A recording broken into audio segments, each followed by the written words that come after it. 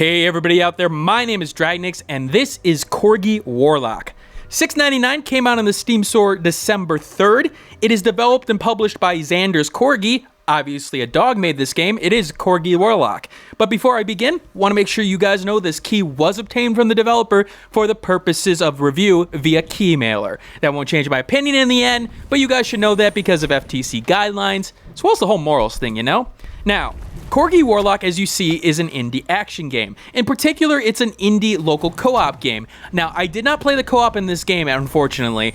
The person who I usually rely upon, aka my sister, unfortunately, she has some exams right now, so I did not get to experience that, so keep that in mind going forward. Now, the object of the game is to get to the right side of the screen via any means necessary to get onto the next area without dying. As you see, I've got a couple of meters there. I will explain them in a little bit, but the first thing I want to talk about is the art style, because it is the thing that actually stands out about this game, and is probably what made me draw to actually cover the game in question, even though I was offered a key via key mailer. The art style is sort of telling. It does a good job in keeping it simple, but the animation is a good quality for the art in question and for the price in question. I like the artwork of the Corgi. Now, there is some weird things that happen in the game, and one is coming up right here. I'm going to jump onto this platform here to get to the next area. No, I'm not. Sometimes it's hard to tell what's in the background. As you see there, the hills are easily to be able to be told by the background there, but sometimes it looks like something is a platform and it's not, unfortunately. That does cause a little bit of a problem for the game, even though it stays on that vertical plane in terms of that bottom line right there. But honestly, it doesn't do too bad of a job because mostly you'll be able to figure it out with certain exceptions. Now, again, good artwork, and that does appeal to me at the sort of visual level. Now, let's talk a little bit about the gameplay. The gameplay is as you see it here. Basically, you have your basic spells. You have a fireball with the X button, a Y button shoots a lightning bolt, a B shoots a laser beam, and the right trigger will shoot a specific tornado once you get it. Now, when you start the game, you only have a fireball, and it's only one fireball. As you continue through the game, you will get upgrades. And where the game starts to be a little bit weird is the fact that the game's difficulty curve is rather strange. Now, not to say that the difficulty curve is off. At first, I thought this was a kid's game because the game starts out very, very simple and very, very easy. But sooner or later, it kicks it up a notch, and all of a sudden, you're having to deal with all the things being thrown at you, and you just feel like, okay, wait a minute, it's taking it to the next level at this point. Now, the game never gets difficult, I would say. Even though I have, a little bit of low health here, you'll notice that I have that left trigger, which is a healing spell, and also the LB button, the healing light, which will actually recover my health rather nicely. Now, as you see, we're fighting a boss here. One of the big problems I have with the game, and one of the biggest issues with the game, is its repetitive nature. This boss fight in particular, even though it won't be a blue dragon every time, is rather telling in the mid portion of the game because you do it 3 or 4 times. It'll be some creature that throws fireballs in some way like this at you, and you'll see it a little bit later on as well. But the problem is that in terms of variety, there's so much they could have done here to, change it up, even if this fireball pattern were to stay, that it really bothered me. Like, introduce an enemy or two that comes from the other side of the screen so that I have to dodge in a different way, or just add some different fireball patterns, maybe speed them up, slow them down. Unfortunately, this sort of repetition really hurts the game in the long run because unfortunately, it just feels like you're facing the same enemies over and over and over again. Within this video, you'll see that I am facing a lot of the same enemies, even though they introduce a new enemy type or two, which is a little bit concerning because there is a good length to this game so far in terms of the levels in question. I have played about 3 hours at this point, and I think I'm on chapter 5, as you see there. I think there are 9 or 10 chapters from what I remember reading, and if I'm wrong about that, I apologize, but I think there's a lot of gameplay here, and unfortunately, because of the repetitive nature, it will get boring rather quickly. Now, what's interesting here is that while the gameplay is boring, it does a good job in terms of the mechanics. The balance of the spells in particular, the cooldowns on the spells make a lot of sense. As you see there, my fireball is able to be fired very fast, but like the lightning spell takes a little bit longer to charge. The sort of stream of fire takes a bit longer to charge, and it does a little bit more damage, but they do have specializations. The lightning in particular does very good against a lot of enemies, but maybe not a single enemy. Now, on the flip side of that, I don't see a lot of good single enemy sort of spells in terms of, okay, I want a spell that only does damage to one enemy. I have the Corgi power, which is used to like really deal a lot of damage, but it damages a lot of things. I would have liked to see a little bit more variety there. Now, it's weird. The gameplay works and it's balanced reasonably, but again, it's sort of counteracted by the variety problem. Now, when the game gets going and you feel like the game is sort of mixing it up on you, even though it's very basic and it won't play to the strengths of hardcore fans of the action genre out there, it does it at a basic level that's nice for people who just want to sort of relax.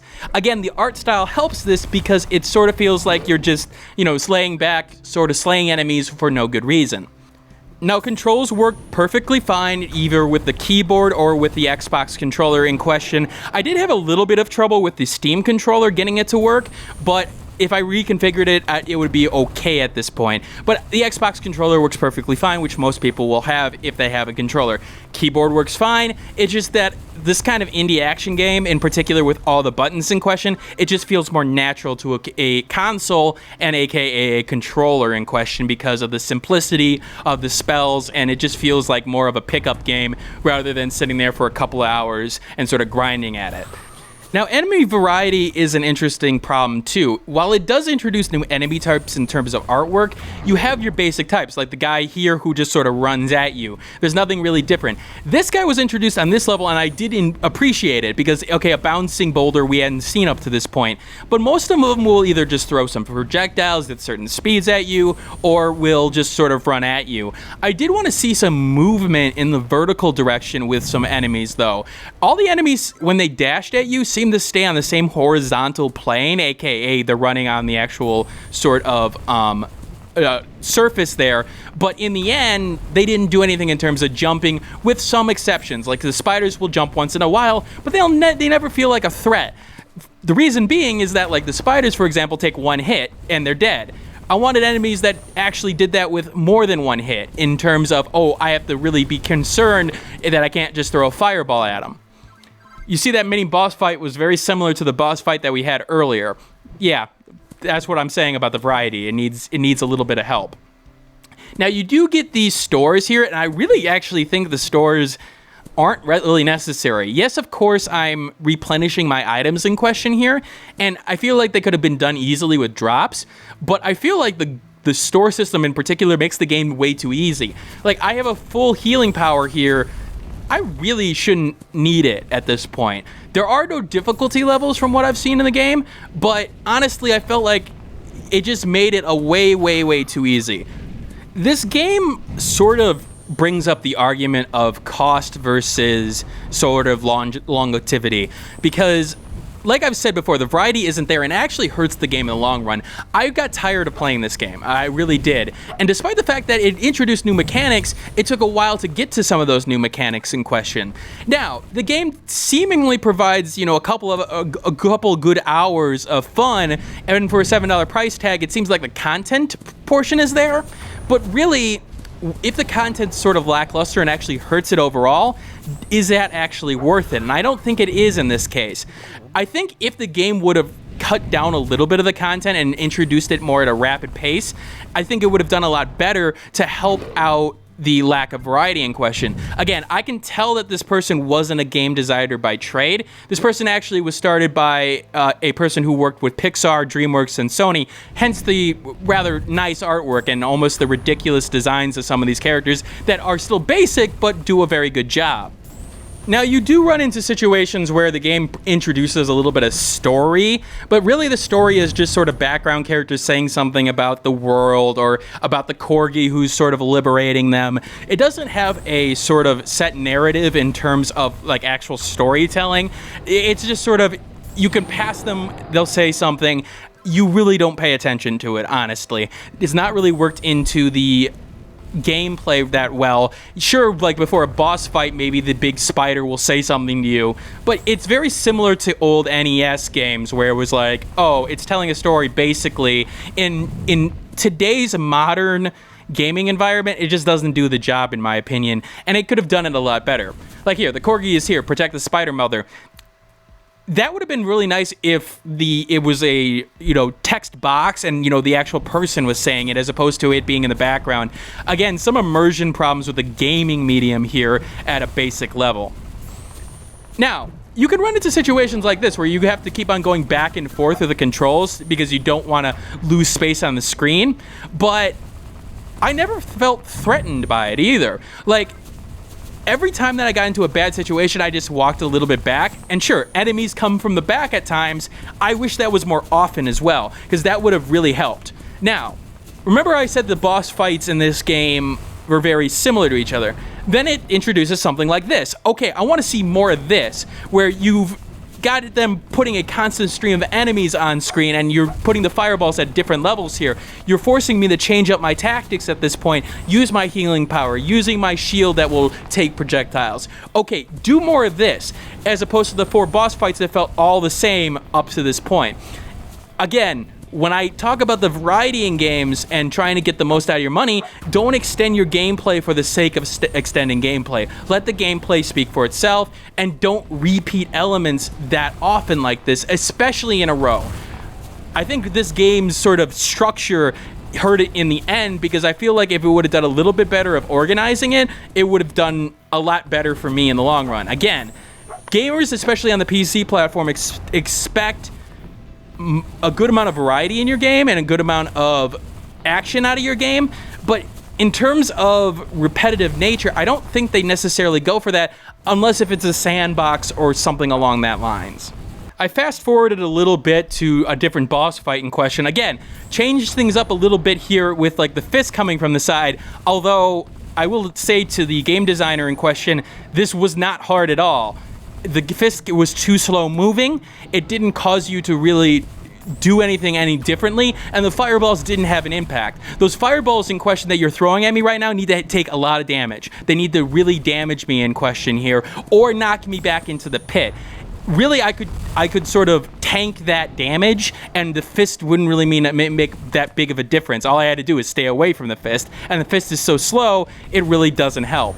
Again, game design problems here, and I don't expect a sort of new person in the industry to get that, but I feel like you needed to talk to people and sort of, get their understanding of where the game genre needed improvements on. Again, a lot of people will be willing to give you feedback in the community. It's one of the nice things about gaming. If you put out a beta there or something, I feel like this game really needed it.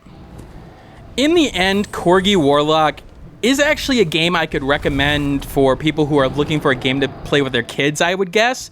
It is a little bit more difficult than I would want it to be, but I feel like with all the powers and all the information, and especially if you're an experienced gamer, you can sort of play with them and still enjoy it, because it does have a visual art style that's nice. It does have an element where they feel like they're doing something by throwing all the fireballs and sort of rapid spamming it. Is it the greatest of games? No.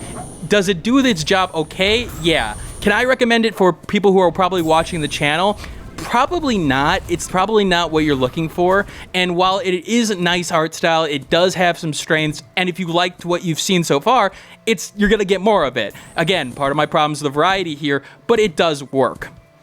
All right, this is Dragonix signing out. I hope you guys all have a wonderful day. Again, I will leave my Steam review in the description below. Like, comment, subscribe, all that jazz, and I will see you all later. Hey everybody, thanks for watching. If you want to see more content like this, you can hit that subscribe button in the middle of the screen right there. In the top left and top right is the last video I did and a related video to this one. I do have a Twitter handle in the bottom left, and in the bottom right I have a Facebook group. You can click on the Google Plus icon to get more content and subscribe via Google Plus. And as always, thanks for watching, and keep on gaming.